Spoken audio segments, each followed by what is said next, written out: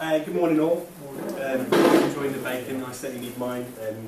Going to the second birthday party of a bar the night before you're coming to present the smartest man in the world. So I'm a little stumbly today, you know why. What I want to talk about this morning is a bit of a theme that's been building up for me over the last 6 months or so. I'll explain a bit about my background as well. But really starting to talk about the post-screen age, which will it terrifies anybody who hasn't quite caught up with digital yet, and actually terrifies people who are in the digital industry. I mean, this all came out of someone asked me to go and debate whether the website was dead and buried, and I lost massively. So I've been working on the deck ever since to try and improve it and see if I can win that argument that the website is indeed dead and buried. And I'll explain why I call it emerging from the Colossal Cave at some point. Me today, as George said, you can catch me on the telly and the radio, which doesn't earn me any money, or at least not anything worth reporting. But it's really good fun. I muck around on Channel 4's Sunday Brunch and 5 Live and Radio 4 and stuff like that. Most of my real money comes from consulting these days. Work for companies like Nikon, Sony Pictures, a few FTSE 100s, a few local governments, bits of the NHS on digital transformation, where the world's going. I call myself an applied futurist, which is a wonderfully made-up title that basically just encompasses all of this fun stuff. My background, I spent about 10 years doing marketing for technology firms like BT, EE, IBM. Then ran a digital agency for a few years, sold it to a company who then went under, taking my earn-out with it, which was nice. And then started a software company called Candy, an analytics software company you may have come across, raised some venture capital, and went through all that fun startup stuff. And then left there about 2 years ago because it was hard work and I'm lazy. So I now made up a job to do lots of fun things, including this. So, who here had a BBC Micro? Who's of my vintage? 1, 2.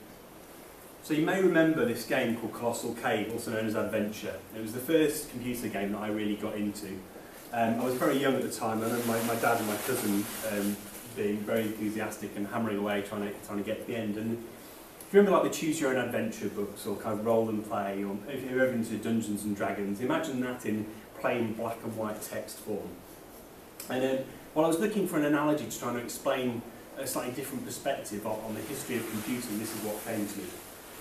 Because I imagine you deep down in the depths of the Colossal Cave, you might have come across an ogre. And this ogre would be kind of inhuman and incommunicative and just kind of grunt at you and not do an awful lot of stuff. And this is kind of what the early computers were like. From baby, you can see in the Museum of Science industry, through to the early mainframes. If you wanted to go and communicate with them, you had to go into their world. These dark air-conditioned rooms where you'd sit in front of a green screen terminal and tap away in weird and wonderful languages. They were, pretty weak, pretty unconnected, and pretty inhuman. You step forward a few years, and I also had a Spectrum. My first experience of programming, as I imagine lots of people were in BASIC. The Spectrum was, again, it was a leap forward. It at least had some effort to communicate with you in something approaching human language.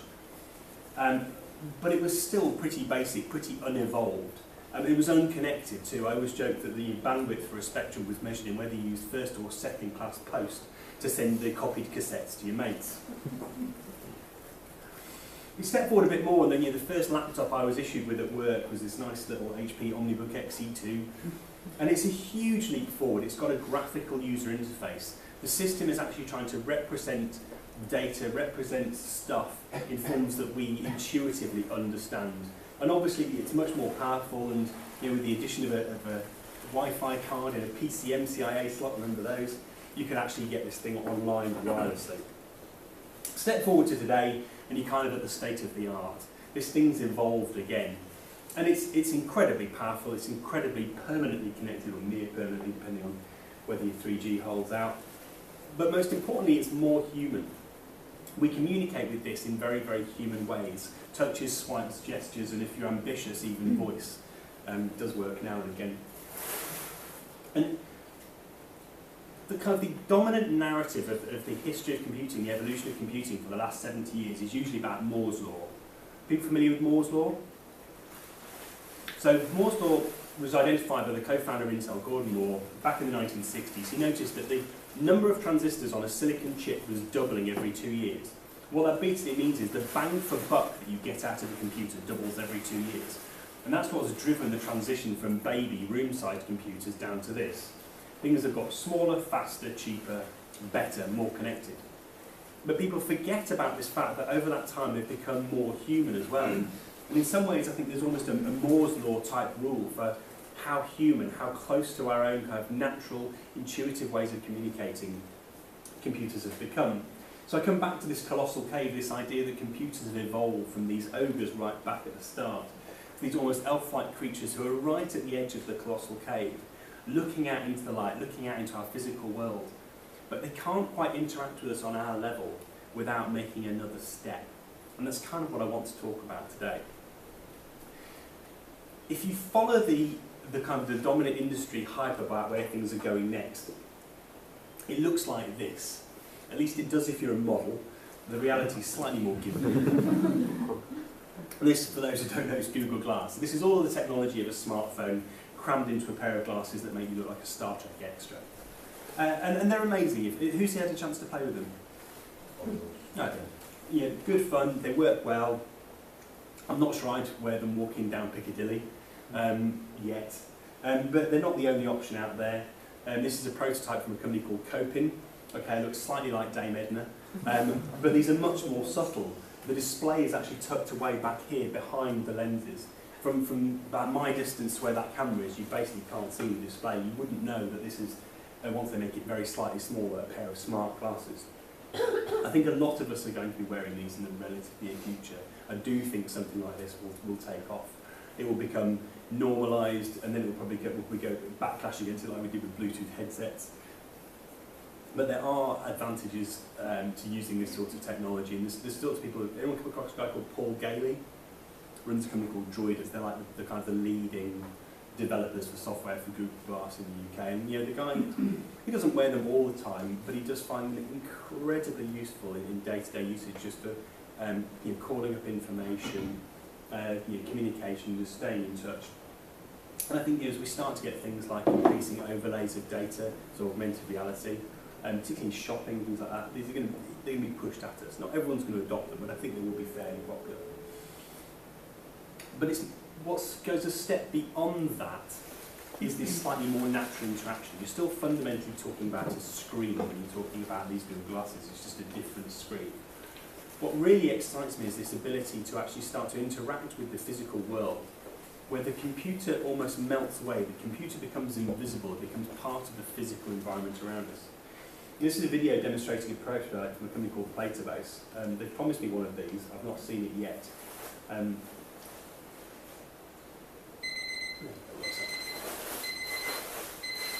Anyone seen these before?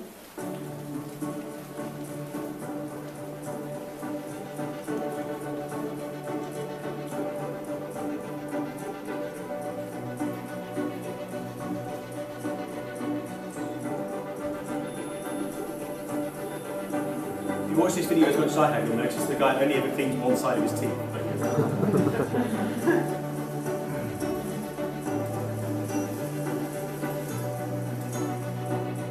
But get the idea relatively quickly. I'm not convinced about the interaction with a PC that's coming up for this.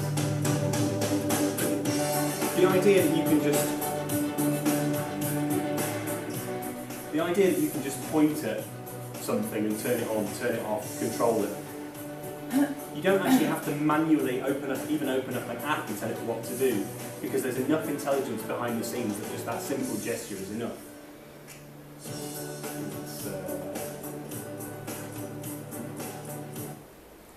Move on from that. Now, there are a few more videos in here that I normally do just because there's fun and lots of stuff. This is something that's actually arriving in my office in October, I'm promised.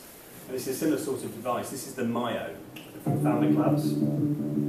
So this is a band that goes on your upper arm and tracks the muscle and tendon movements in your upper arm, as well as having a 3-axis accelerometer.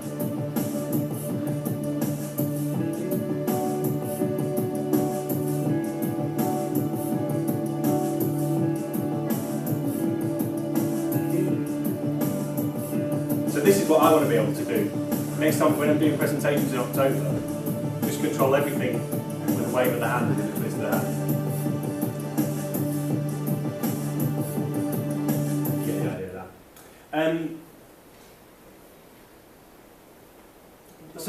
Pardon? Yeah. So I mean, this stuff is cool. It's still relatively low bandwidth, is what you'll notice. You're not going to be able to type an essay using one of these interfaces. But there's all sorts of intelligence behind the scenes that allows you to start to interact with the physical world in a more interesting way. The question is, what do you interact with? And this is where the experiment that's happening in Santander starts to get interesting. So not many people seem to know about this, but Santander is where the big European research project into smart cities is happening. They've had a chunk of European funding, and Telefonica Digital invested huge amounts of time and money over there. And what they've achieved is really interesting, because in Santander they now have 20,000 sensors rolled out across the city. And they're measuring all sorts of stuff: temperature, humidity, light level, traffic flow, noise, waste volume, all sorts of stuff in all sorts of different ways, these sensors. And I went over there in September last year, and went to see the University of Cantabria there, who are actually building a lot of the sensors. And what I found really interesting, and this way to be was that they're building all of this with open source hardware. I know you play with Raspberry Pis upstairs. Anybody play with Arduino?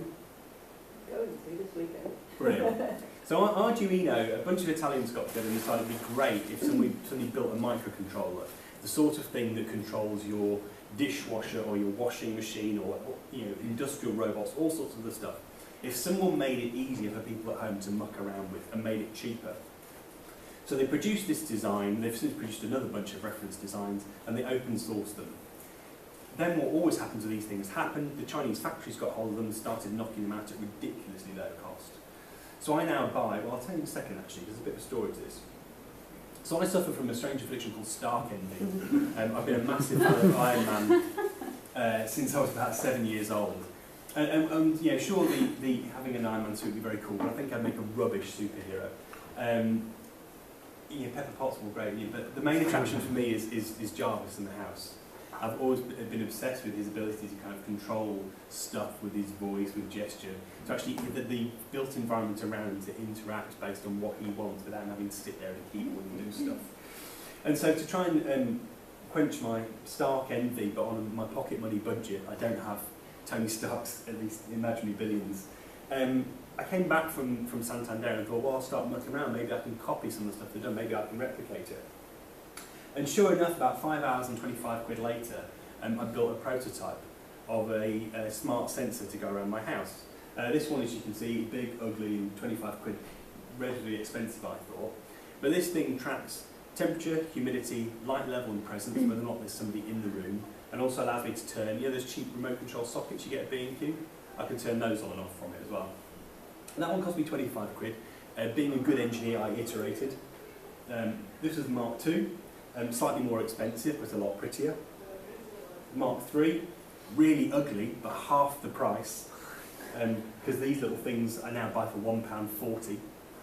These things £2.60, and the other components, none of them cost more than 3 quid. My wife wouldn't let me have that around the house, so it got a bit prettier. And now, actually, because they're really cheap, I just stick them in standard electrical sockets. And I have 8 of these, 4 of them up and running around the house. Another 4 due to be rolled out this weekend. And they feed data back to Raspberry Pi, which graphs it all, plots it all up onto a web interface that I can access from my smartphone, and also allow me to turn things on and off. So when my daughter's inevitably, or my elder daughter inevitably leaves the lights on in her bedroom, I can automatically turn it off a few hours later. Now, that was the first kind of automation I started with lights, because lights are easy, lights are simple, right? At least you think so. I'll come back to that in a second. The point about this is not that I'm some kind of engineering whiz or genius. All of this is copy and paste coding at its finest. I basically took other people's hardware designs, other people's software, and made some minor tweaks to them, packaged it all up to do something slightly different. All of this stuff, I'm a terrible coder, I'm awful. I flunked C at university. So don't think this is me thinking I'm clever, I'm not, I just stole lots of other people's stuff. What's really difficult, and it's why I enjoy talking to agencies about this stuff, is the user interaction design. So the first thing I did was set up an automated thing to control lights. And I started with an easy place, my cellar. It's always dark in my cellar. There are no windows. If I go down there, I always want the lights to come on. So you walk into my back cellar where my washing machine is now, the lights come on. 5 minutes later, if it realises there's nobody there, the lights go off. Cool. Try sticking that in your living room or your bedroom. You sat on the sofa, you decide to watch a film, you're getting all snuggly with your wife, and suddenly all the bright lights come on. Even worse at certain points in the bedroom. You do not try to design rules to understand human behaviour and respond to human behaviour is really, really hard. And I'm not the only one struggling with this, as this example shows. In the middle of an NFL game, the automatic sprinklers come on.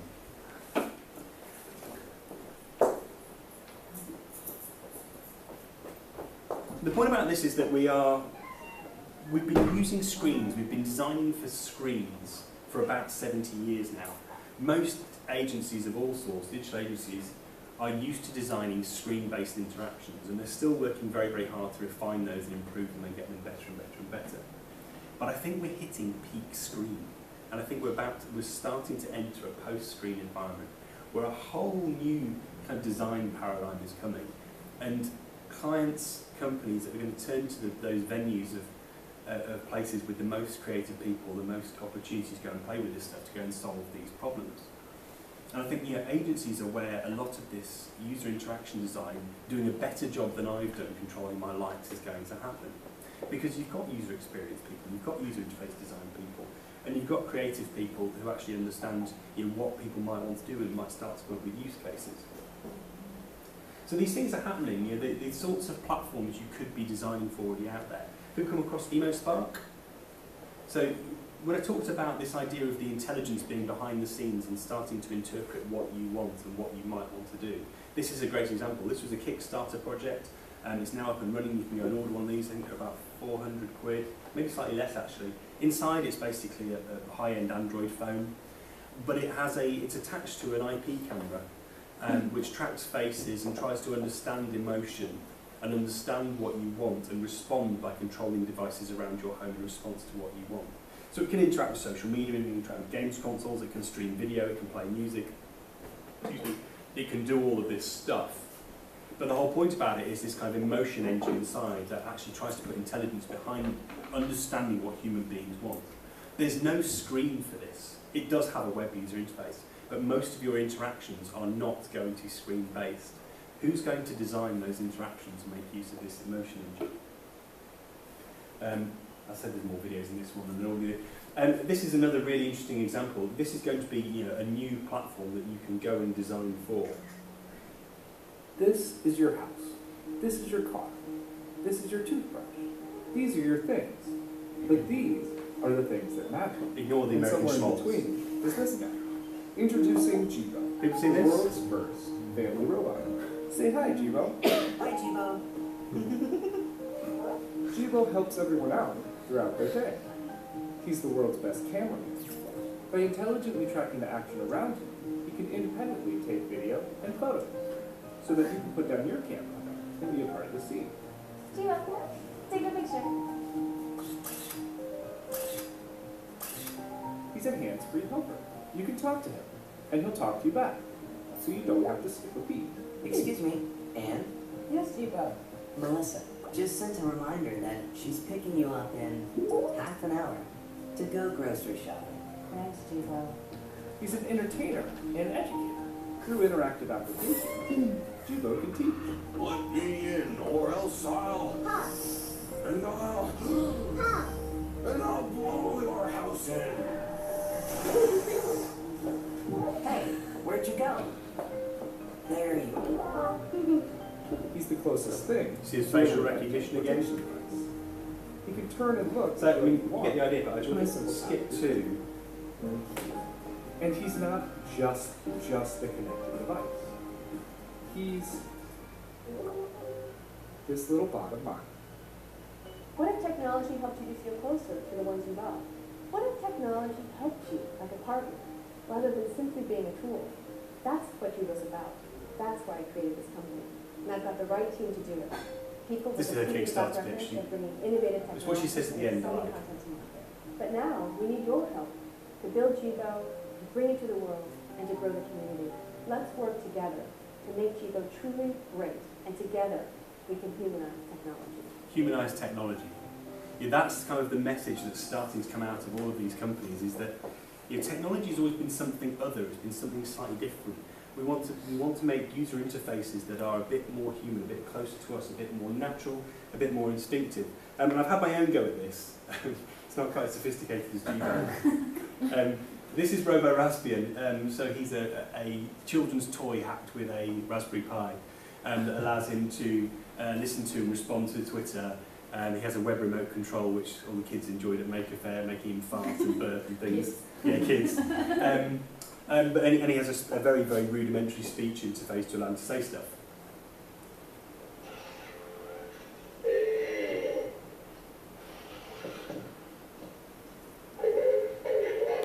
Because he originally had a Scottish accent, which was much better. I seem to have lost his Scottish accent, which makes him sound very kind of 1960s robot. What he actually said there was, "Hello, all you lovely people at Origin Creative." He's a work in progress, as you can see. And I've just saying, Georgia, I'm working on his big brother at the moment, who'll be slightly more sophisticated, and I've just completely screwed all the wiring up his legs. So I've now got to fault find 60 different wires between his legs and his head, and to find a loose connection, which I'm putting off, shall we say.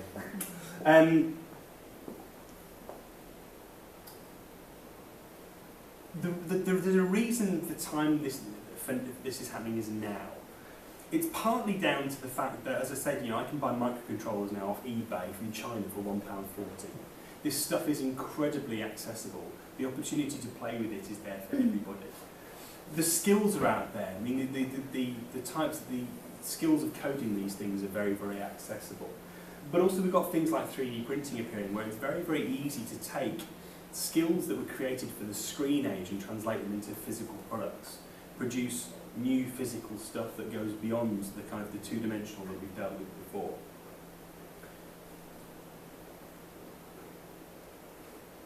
And that's kind of it. I've blasted through things there, so I'm happy to take questions. But this is if I was going to have a single message for agencies at the moment, it's start to invest more in what's going to be after the website, what's going to be after the mobile app, what's going to be after the screen of whatever size. Because there's some great opportunities there. The investment is very, very small in both time and money, and I know you've already done some fun stuff with Raspberry Pi. To start to do some very cool stuff that is actually commercialisable, that can be taken out to clients, you can get clients doing stuff. You combine a 3D printer and an Arduino and you can make something amazing. My next project is going to be, before the Maya arrives in my facility in October, I want to make basically a wristwatch that allows me to control these slides just by flicking my arm back and forth. The parts to build that will cost me under a tenner, and the code, the first pass of the code to make it work will probably take less than a couple of hours. And I have to restate this, I'm an awful, awful coder. But somebody else out there has done a lot of the work, and I'm hoping it will look quite cool at work. So do spend some money, go on eBay, look around, buy some bits, whether it's your 5% time, your 10% time, whatever. Start to devote some stuff. And start to think about actually what you could pitch to clients that would make use of some of this technology, that actually get you making money out of doing this stuff, because that's what's really going to drive investment in doing more of it. Thanks.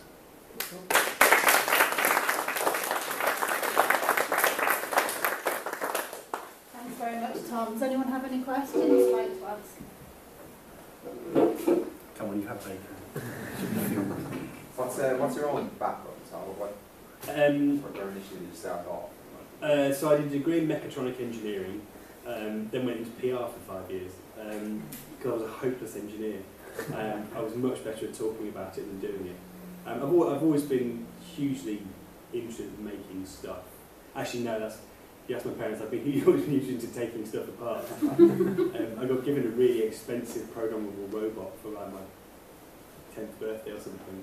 I had it in pieces within a month and then I put it back together, which did not make me popular.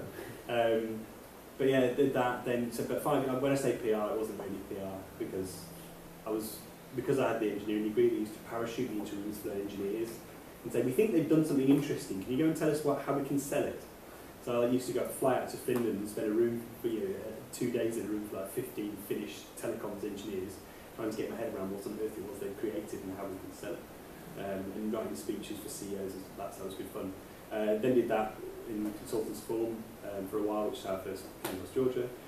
And then, as I say, started a digital agency in 2008, then started a software company in 2009, kind of in parallel, but worked there full time until 2012, and then jumped into this. And I've been doing a lot of things in parallel with that. Yeah. I had a home technology support business. I've been doing BBC stuff since about 2006.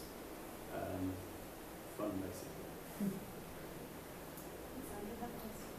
Yeah, you mentioned Google Glass for a bit, and you mentioned things being cheap these days for a bit. How do you feel about wearable tech? Because personally, I'm not really convinced Google Glass is going to get that popular within the next couple of years, whereas things like coloured handbags and things that respond to other things look a whole lot more low level and easier to get into with Google Glass as well. In your crown still? Yeah. Whereas things on your t-shirt or on your bag or something like that. I mean, so bear in mind that when Google Glass really hits these shores properly, you won't be paying anything for it.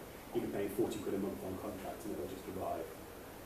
So same as your iPhone. So one of these is 750 quid right outright. So I'm not too worried about the cost. I do think the barriers to it are much more social.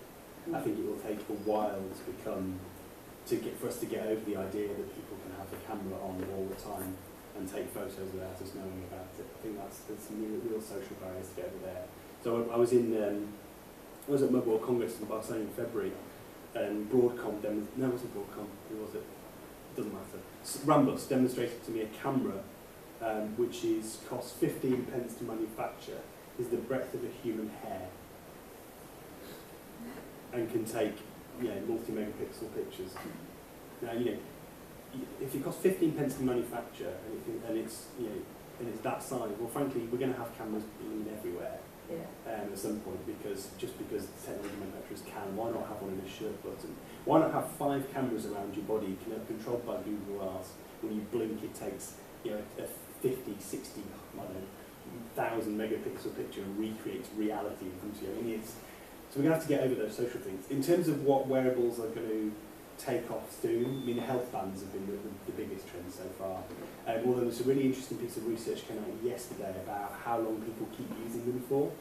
Most of them have actually got the user interaction design wrong because they don't present enough useful, actionable data in the way that people get sucked into. This is why the Nike Fuel Band has been very successful, is because it's pulled people into a community where they're driven back to measure more stuff and use it. I do think the simpler integration of technology into day-to-day stuff is going to be where it takes off. And most importantly, those things aren't going to do a lot. They're going to be really, really simple and robust, and they're just going to do one thing well, but probably be networked. This is what's terrifying the likes of Samsung and Apple. Is that they've had these amazing cash cows for years, where Apple makes 37% margin on an iPhone. 750 quid and selling millions of them. You can see why Apple's got so many billions in the bank. The next generation of devices, you probably won't buy one thing every 18 months. It'll be like your wardrobe at home. Largely disposable stuff that maybe lasts you 18 months, 2 years, and then you replace. Some core items that will last you longer than that. But because the cost of the hardware is so low, if you are top shop, top man, why not integrate a Bluetooth voice thing into every jacket, because it adds £2 to the bill of materials. Why not start to integrate this stuff just because it's so cheap? I'm a strong believer that the place you buy technology in the future will be your fashion shop, because the retail model becomes almost indistinguishable. There's no specialist knowledge needed to buy it anymore. Everyone knows how to use a phone. And actually the price point is much closer to fashion than it is to technology. So I'm not a technophobe by any stretch of the imagination, but to be fair, I mean that little robot thing looked very cute, but it reminded me of that scary robot from Flight the Navigator. It kicks off and it all goes horribly wrong. Do you not think there's going to be a bit of a backlash with people? Because at the end of the day, I know numerous people who are quite techie who've left Facebook, who don't want to be on Twitter, and it's almost like they've gone properly back to basics. Some people have even got old school Nokias because they know it's going to last forever. They don't need this constant interaction with the world at all times. Yep. And it's, I don't know, I just find it all a bit There will be that tribe, Black Phone, in the Black Phone. It's an open source phone that uses entirely NSA-proof technology. None of your data is sold to anybody, you own it all. It got way more traction than I think even they thought it was going to get. Errol Balkan down in Brighton has launched Open Phone. They're doing a completely open source phone. There's going to be these people, and a bit like the web, I think. The web's almost, the internet's always been a kind of reverse of what happens in other business. In that, everyone thinks Facebook is forever. I do not believe Facebook is forever. In every developed market, Facebook is losing users. But you look at what Facebook does. What are the core useful bits of Facebook, Twitter, all of these other social networks? Well, it's okay, photo sharing, short instant messaging one-to-one, short messaging one-to-many. At some point, why doesn't the W3C or one of the internet standard bodies make those a standard? Let's do a standard for short messaging. And people say, well, they couldn't do that. It's a private company. They've done it before. People think Microsoft. I used to do the PR for Real Networks. The guys who created streaming media, video and audio on the web. If you wanted to listen to the first iterations of iPlayer or streaming radio from the BBC were all real. Everyone thinks that Microsoft killed their business by integrating Windows Media Player into Windows. It wasn't. It was the standards bodies who killed it, because the W3C created a standard for streaming video on the web, and because the mobile phone networks created a standard for streaming video on phones. You no longer needed real networks in order to stream video and audio. Just like with HTML5, they killed Flash. Commercial interests get killed by standards bodies in the web all the time. I think exactly the same will happen with the social networks. And when that happens, I think a lot of people's concerns, other than the NSA type ones of they're spying on all of us, start to disappear. Because it's not your data being owned by one commercial, one giant commercial player anymore. It's, well, that's the standard, that's the way we communicate. Just like very few people have concerns about text messaging now. Whereas imagine if text messaging was all owned by Facebook, and all that data owned by Facebook, we'd all be really nervous about it. Well, there's the thing, I was listening to the radio last night and they were saying that the American Secret Service are actually thinking about removing email and going back to teleprompters because it's more secure. It's like Furby's donkeys years ago got banned from government offices in the States because they were repeating stuff that people were saying. Yeah. And it's ridiculous, but it's kind of true, and you think to yourself, well, it is going to get Facebook Messenger. If you actually look at what you're signing over, you're giving away everything. They can send text with you on behalf, they can take pictures without your knowledge, they can do exactly as they please, and it will get to the point where someone steps that a little bit too far. And it's probably going to be Facebook. Yeah, will because they generally have this rule of piss people off and then make up for it rather than risk asking anybody's permission. Yeah, forgiveness is easier to ask for than permission. But I think the competitive environment, not just the commercial competitive environment, but the competitive environment from standards bodies and from the open source movement actually will start to rebalance that. And I think the middle ground will be open, standards-based forms of this digital communication, which doesn't diminish the problem you're talking about. Absolutely, you don't have to be a tinfoil hatter to start to be a bit concerned about some of this stuff. But I think we'll settle on a happy medium where people find a balance of, what they're comfortable with, what they're comfortable trading as we do now in terms of privacy from Facebook, what they'll trade in terms of augmented capability. What we're really talking about is augmented capability. Human beings who are using this stuff will be able to do more in less time. If you read, there's a wonderful book called Accelerando by Charles Stross, science fiction author, and there's a passage in it which really makes this clear, where it says about now actually, but a guy who's kind of ahead in all of these things is basically wearing it's before Google Glass was even invented, something approaching Google Glass, and gets mugged on the streets of Glasgow, and it makes how much he's lost by losing these things. You think about how I no longer store phone numbers in my head. I don't even know my wife's phone number, and we've been together 11 years. She's had the same phone number all the time. I've got no idea what her number is because I outsourced that bit of my memory to a smartphone. I've never had a sense of direction, and actually my sense of direction has got worse. My ability to remember how to get places has got worse because I outsourced my sense of direction to my smartphone. At the moment, the interaction between me and my smartphone is quite cold, it's quite mechanical. I have to find, pick up, open up, unlock a physical device and actually start to tap into some apps in order to get that knowledge from here into here. How long do you think it's going to be until it is? I don't think it will be physically in there. I think the only people who will do that are people who are already comfortable with tattoos. And I don't want a tattoo, and I don't really want this stuff inside my body. But I don't think it needs to be. We've got some we're finding incredibly high bandwidth ways of moving data back and forth between the brain and this. Your eyes are pretty high bandwidth. If you can use all of your other senses, it's pretty high bandwidth.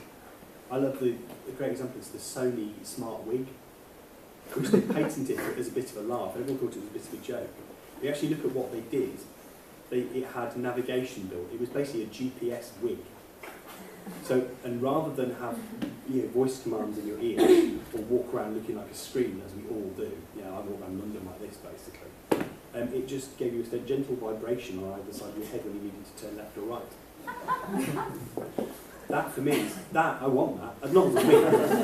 Although, a few years I might need it. But that idea that you can actually just have rather this utilising your other senses to pass data from the machine to you in a very natural way, and you'd start to forget that was the machine doing that.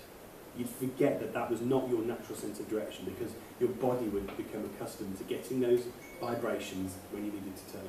But when do it get too far when the fact you outsource all of things and children don't have to learn anything anymore because they're sat in an exam and it's more their research skills because they're sat wearing Google glasses and it's... No, well, but I'm already an advocate of that. I think knowledge is kind of commoditised. I can find just about anything I need to know as a fact by searching Google. I can probably find it faster than most people can recall it in their heads. What isn't taught well enough are what we call 3 C's. Creativity, communication, curation, creation, communication.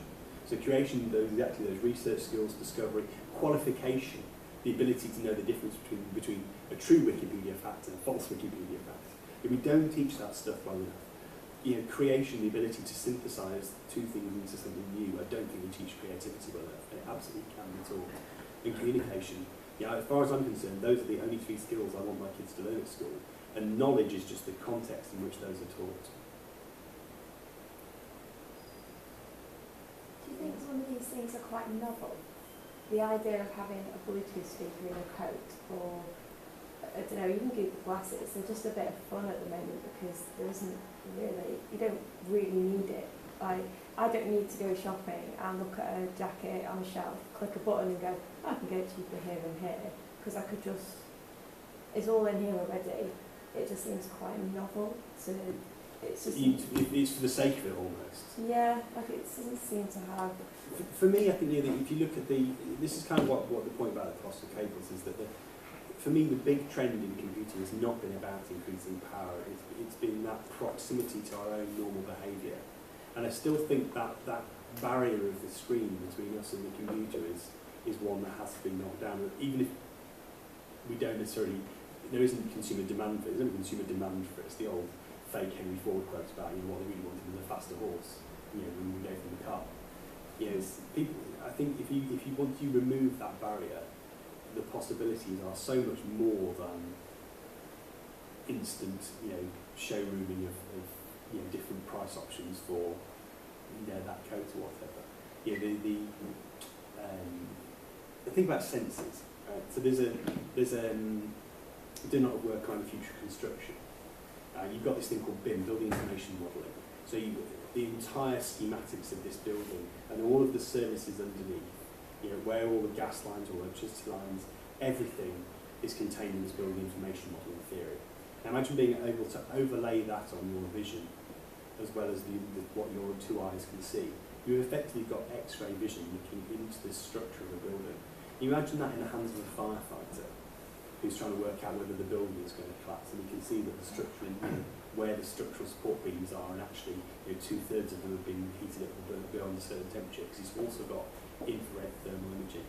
Some of the examples that Mayo shows, where they combine a Mayo with something like Google Glass, where they're using that to manipulate the data for a surgeon being able to see what this ought to look like versus what it looks like, or being able to overlay MRI scans on what they can see with the 2 eyes. I mean, there's the potential for enhancing human capability is so great. The initial applications absolutely will be shopping, but I think we'll go along, but they will almost fund what goes beyond that. There's something, wasn't there, about the tracking sheepdog activity? Well, So they can have a robot, so as they teach a robot They'll sit in the corner of the room and then say there's a fire, they can herd the humans out in bad visual conditions. And you think, well, it's a bit crazy, but it's actually quite a nice idea. Yeah. And because the cost of it is so low, so many applications open up. What formerly might only have been justifiable as applications for the military, so I couldn't believe, I think the email spark actually about 200 quid. In Mayo, that wristband, 100 quid, $150, 99 quid. But how long does it take to I remember years ago buying an ex-boyfriend one of those ones that controlled the telly. 4 weeks later, it still didn't work properly. And you just get to the point where you go, well, it was fun. Sod it, and back to the remote control. And it's like a voice activation is phone. Absolute pain in the ass. Just doesn't work. Yeah. And it's how long does it actually take for it to work. But how much better, I mean, it's how much better it is now than it was 2 years ago, 4 years ago, 8 years ago. And it's continuing at exponential pace. The problem with voice activation is partly that it still has to ship it all up to the cloud, process it and ship it back again because you haven't got the guts in here to go and do it. But that will come. The fidelity will just increase. It'd be interesting to see how the band becomes confused with natural interaction as well, because you want to shake hands with somebody, you always tend to start triggering the garage door or your washing machine. Absolutely. So we just talk about this because as I say, I want to make you can buy the microcontroller, a Bluetooth unit, and a 3-axis accelerometer. I should be able to control that with my hand microcontroller. But I'm a waver. I'm a wavy hands person. It's absolutely guaranteed that I'll get myself into all sorts of trouble. It's fine, they'll make a jacket where it makes you feel like you're having your handshake or being hugged. Oh, the t-shirt, you can send the t-shirt. You can send virtual hugs to people. Oh, really? Okay. Yeah, it kind of inflates. You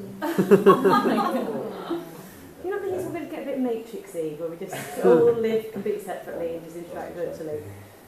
So you look at what technology has been used for the last few years, and it's almost completely the opposite of that.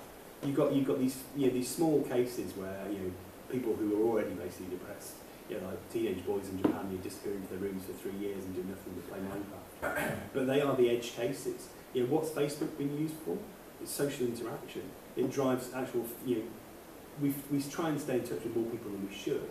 But actually, you look at all the photos that my entire Facebook stream is full of the ice bucket challenge at the moment, and it's people sharing the ice bucket, sharing a human, physical, social event with each other. I think it actually drives more. I think we actually things like Foursquare, we're driving more face-to-face physical interaction. But do you not find it's changing the way people interact? Because to be fair, it's face bragging. People constantly have fear of missing out. And what was the new phenomenon? People the fear of missing out because someone hasn't put something on Facebook, so you think they're doing something more fun that you should be involved in, but they're having so much fun and not posting on Facebook. So I'm the wrong side of a wealthy family. I'm not in the wealthy bit. So I've got all these cousins who are about 10 years younger than me.